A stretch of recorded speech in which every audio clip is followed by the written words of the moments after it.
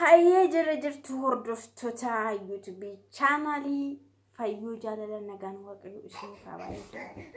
Akkamitti nagaa keessanii nu baay'ee nagaa keenya. Sin baay'ee nagaa keessanii warri dhiiraa immoo nagaa dhabneeti nagaan keenya nu yaaddeessaa jira jechuudha. Nagaa seeraan gaafadhutti gara dhimma dhufnetti deemna. Nagaa akkoo yaa'u na argaa jirtanii nagaadha. Garuu jiraanni gadda itti dhaga'amaa baay'ee gaddaa irrachuudha iddoo kana taa'ee. Gaddisas malee seetanii waa'ee qaama saalaa muramuu irrattidha. Kan haasa'u dhufne garuu jiraan aaree jira jechuudha. Baay'ee aaree jira. Dubartiin tokko akkamittiin yakka hamma kana ga'u raawwatti kanaa manna otoo already ajjeestee wayyaa jedhee jira. Dhuguma namni kuni qaamni isaa deebi'ee hin dalagu taanaan hamma du'een waladdaare. Kanaafuu keessumattuu nuyi akka aadaatti safuu qabna. Duudhaa qabna. Safuu fi duudhaa keenya eeggachuun dirqama. Kabaja walii qabaachuun dirqama. Minaalbaata namichi balleessuus danda'uu danda'aadha. Balleessuu danda'a. Miidhuu danda'a. Garuu waan dhibe keessaan dadhabbisaati. Hamma irraa kututti eegumsaa yoo baay'ee dadhabaadha. Dhugaa dubbachuuf jechuudha. Namni yeroo hunda koster qoftan jedhee of eeggatu jira. Dhiirri keessumattuu. Sallee amma ofirraa kututti eeguu qabaasa jette irratti illee isheen itti qophoofte eeggachuu dandeessi. Dubartii dhiisii dhiirotatti qophaa'e maayini? Morma koo nakutuu danda'ama iddoo biraa nakutuu hin danda'amu. Yaa garuu kanas ta'e sana dubartiin yakka hamma kana dalaguun irra hin jiraatu. Kuni yakka mootummoonni kufan duratti dalaganii darbanidha kan isheen raawwatte. Mootummoonni abbaa irraa. Oromoo taate jechuudha. Kanaan dura mootummaan suni uummata Oromoo irratti saba kan biraa irrattis haa ta'u yakka akkasii dalagaa ture. Akkasaan hin horreen baay'anne gosni isaanii akka hin daballe gochuudha. Karaa biraa kana jechuun kana raawwachaa ture isheenis sirnicha deebisaa jirti jechuudha. Karaa biraa yoo gadi fageessamee ilaala. Baay'ee garuu baay'ee nama dadhabduudha. Nama yaada hin qabne. Nama dadhabduudha. Sirri miti namni yeroo wajjin wal jiraatu wal kabajee wajjin jiraachuutu irra jira. Yoo ta'uu dhaadhabe immoo addaan kutee dhiisuudha bakka namni suni hin rakkisa taanaan namni sun hin taaneef taanaan yakka hamma kana dalaguu maaltu barbaachise dhiisee deemu boori isheen amma dhiira kan biraatti dhufuun ishee waan hin oolle kun underline ishee barbaachisamoo isheen inni har'a kuttee inni barbaachisamoo karaa biraa deemuun waan dhugaa dubbanna yoo ta'e jechuudha sirrii miti kolfa miti. Maarree yaani kolfa malee dhugumadha dubartiin kamiyyuu dhiira tokko abbaa manaa godhattee kan jiraattu. Karaa biraa waliin jireenyi isaanii kan isaan walitti dhekkanuma. Namni osoo qaama saalaa hin qabaatiin wal fuudhee waliin heerumu hin jiru. Waliin jiraatus hin jiru. Dubartiin tokko qaama saalaa hin qabdu ta'e hin fuudhamtu. Maal gochi fuudhare? Dhiirri tokkos qaama saalaa itoo hin qabu ta'e dubartiinis ittiin heerumtu. Kanaaf tokko uumamaa miira namaa kennamedha kuni. Karaatti jaalala isaanii ibsatanidha. Miiradha kun uumama waan ta'eef nama sin kolfisiisu nama sin qaanessu. Inni kan biraa immoo karaatti isaan wal horanii gosa isaanii lafa kaawwatan. Kan isaan fakkaatu. Karaa isaan bakka buufatanii jechuudha.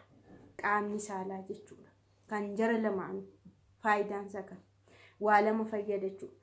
Kanaafuu dubartiin jechuudha hamma kana yakka hamma kana dalaguu hin qabdu.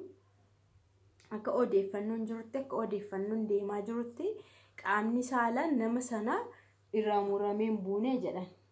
Garuu hin hodhamaa jira opereeshiniidhaanis waan kanaan hodhamaa jira jedhan. Amma garuu haa hodhamu. Sadarkaa amma kanatti gadi bu'ummaa inni dhaane. Ani garuu rakko achichi keessa jiru hin beeku rakkichiyyuu hamma kana gahee wanti hamma kana nama mursiisu hin jiru wanti hamma kana dhiisuudha dhiistee deemu nama sana dhiisuudha baqa haadha manaa fi abbaa manaa yoo ta'anii wal hiikuu jira malee bakka baay'eetti wal hiiku malee tarkaanfii akkana wal irratti hin fudhatan. Innis tarkaanfii akka kanaa irratti hin fudhatu isheenis hin fudhattu bakka waan akkasii keessatti jechuudha. Haadha manaaf abbaa manaa matoo ta'anii jiraataniyyuu garuu hamma kana irra darbanii hamma kana raawwachuu jechuun maal jechuudha? Namni sun maraattuudha moo sammuu qabduu jedhama. Sammuu qabdu. Maraattuu sammuu qabdu.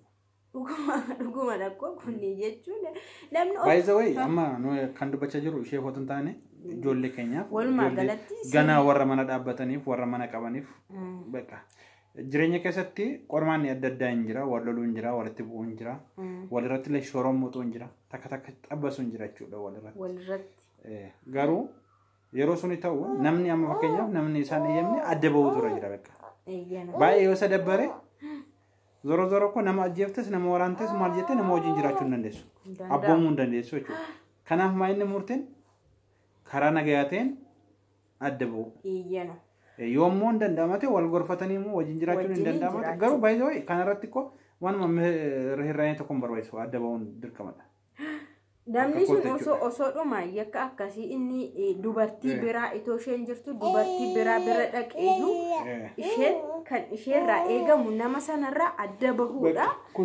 Yoo dhiiste dhiisuudha nama sanarraa adda baate nagaashiitiin jiraachuu dandeessi. Hamma yerootti booda immoo dhiirri tokko irraa yoo deemte dhiira kan biraa faana jiraatti deemte. Kanuma malee amma yakka hamma kana hojjette namni kun lubbuudhaan hin du'u garuu deebi'ee booda lubbuu ishee irratti tarkaanfii fudhachuus hin danda'amu. Wanti beekamu hin jiru jechuudha. Wal argu taanaan namni kun dhiisuu hin danda'u jechuudha dhiira waan ta'eef dhiirummaa isaatu badee jira. Kana booda inni dubartii faana jiraachuun isaayyuu carraa qabadhee yaadu.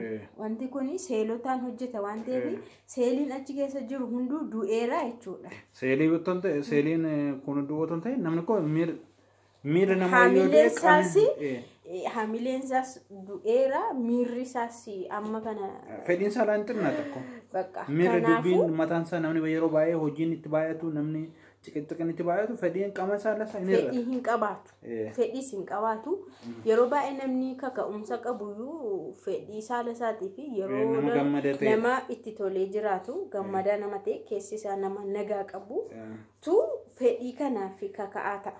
Malee akkanumaan waanuma deemuu fedhii qabaatee fedhii saalaasaa raawwachuu hin danda'u. Kanaafiyyuu dubartoonni jechuudha wanta akkasii deebi'ee mul'achuus hin qabu, dhagahamuus hin qabu jechuudha. Dhiirri sun itoo ati jirtu mana tooti jirtuutuma dhaqee sagaagalee dhufeeyyuu dhiistee deemuudha waan irraa qabdu fudhattee irraa adda bahuudha. Erga inni kana godhe malee gana atis hamilee kee cabsite kana raawwachuu ishiitti isheenis yoona gaabbiteetti baay'een gaabbite.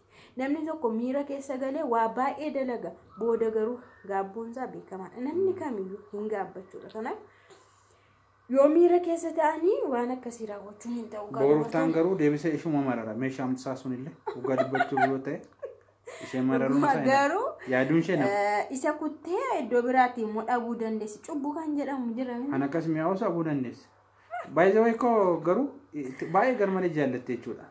Karaa biraa yoona inaaffaadha jedhamee odeeffamaa jira. Wanti kun inaaffaarraan jedhamee bakka ergiin ani dhabee namni biraatti fayyadamu hin qabu. Isheen sun ittiin fayyadamtu waan akkas mi'aa waan akkas sukkaara ta'e kanatti isheen sunillee aaraan ture garuu amma dubbiin sun dhufaa jira. Waan akkas sukkaara ta'e kana waan sirriitti hojjetu waan sirriitti sosochoosu akka boojitoo sosochoosu kana isheen sun maaliif itti fayyadamti jechuudha.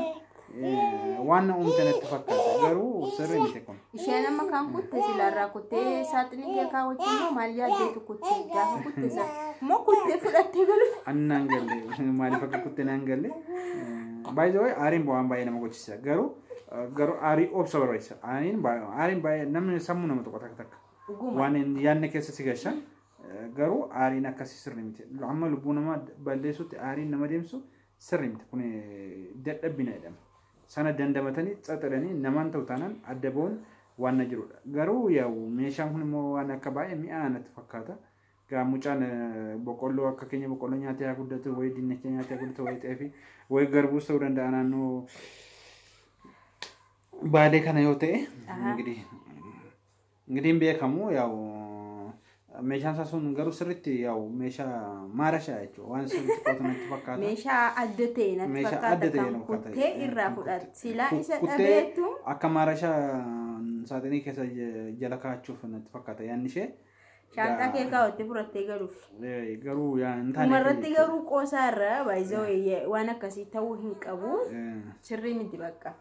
Sirrii miti. Dhugaa dubbachuuf jechuudha. Yeroo hunda wal lamanuuf walii galuun wal jaalachuun dirqamadha. Maatii keessatti walii galtee barbaachisa. Walii galtee yeroo jedhu yeroo hunda karaan sirma asfaaltii dhachuun illee hin danda'amu. Garuu hamma jiru waan hamaaf wal geessuun namni wajjin jiraate hamaaf wal geessuun gatii hin qabu. Gargar bu'uun waan tokko.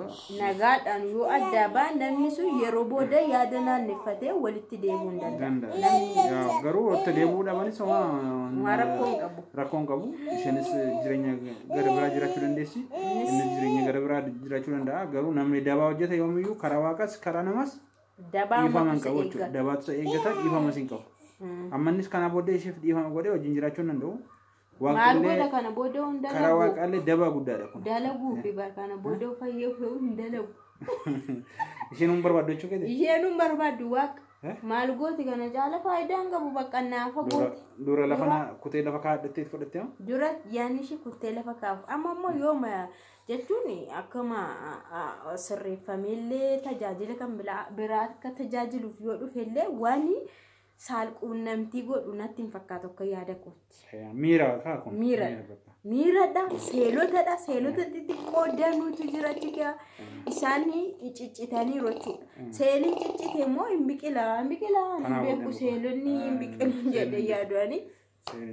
Bakka du'e miirri isaa duunaan du'uudha.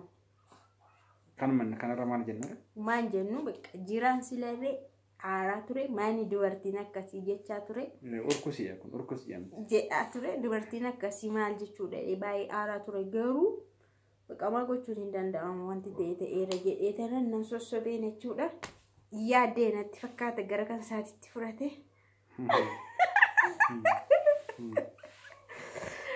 Kana fakkaata viidiyoon keenya hordoftoota YouTube chaanalii keenya viidiyoo keenya gadumaa daawwadhaa turtii gaarii isiniif haa ta'u.